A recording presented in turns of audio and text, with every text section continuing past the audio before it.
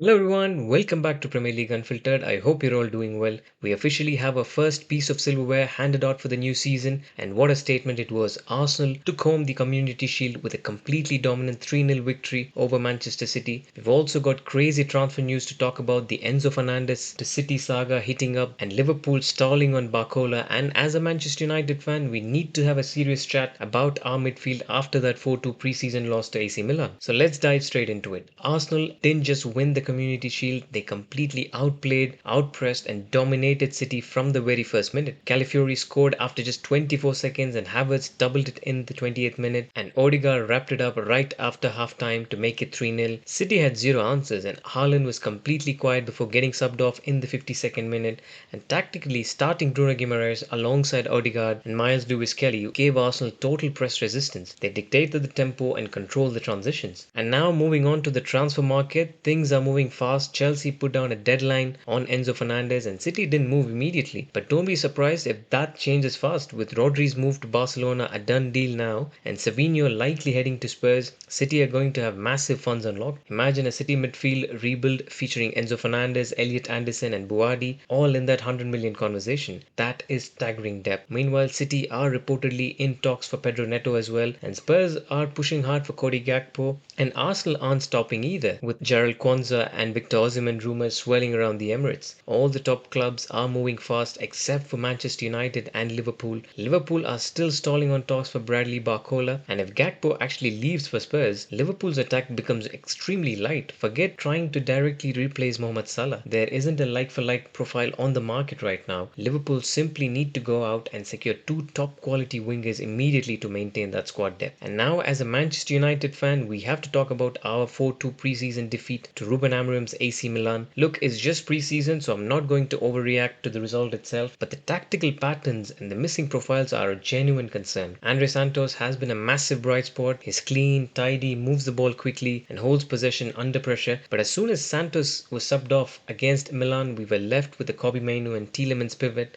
and that midfield was simply bad. It got completely overrun and physically dominated. A Mainoo and Tielemans double pivot simply does not work without a true defensive anchor next to them. We desperately need another number 6 to rival Santos and a starting left back to compete with Luke Shaw, and honestly, I would gladly sacrifice signing a new winger or a backup striker if it guarantees a top class number 6 and a starting left back. I still have a hunch United will unveil a marquee signing on the pitch at Old Trafford for our opening game, just like we did with Rafael Varane and Casemiro. Alright, now with Game Week 1 kicking off this weekend, here is my quick Matchday 1 scoreline preview. Opening the season on Friday night, I've got Arsenal easing past Coventry 3-1 at home. On Saturday, Manchester United to pick up a solid 4-2 victory against Hull. Ipswich Town and Sunderland share the points in a 1-1 draw. Everton secure a tight 2-0 win over Palace. Leeds edge out Nottingham Forest 1-0, and Brentford pull off a 2-1 result over Spurs. Wrapping up Sunday and Monday, City bounce back with a comfortable 4-1 win over Bournemouth. Brighton and Villa play out a thrilling 2-2 draw, and Liverpool to grind out a 3-1 away win at Newcastle, and Chelsea wrap up the weekend by beating Fulham 2-0. And now here are my official 26-27 Premier League predictions. Starting at the top, I have Manchester City finishing first as champions. Community Shield defeat aside, Enzo Maresca is a serious winner, and City are pulling off a proper midfield rebuild with Anderson, Buardi and potentially Enzo to give them enough cushion over a 38-game season. In second place, I'm predicting Manchester United for a dark horse run. Other rivals are adjusting to new managers and rebuilds,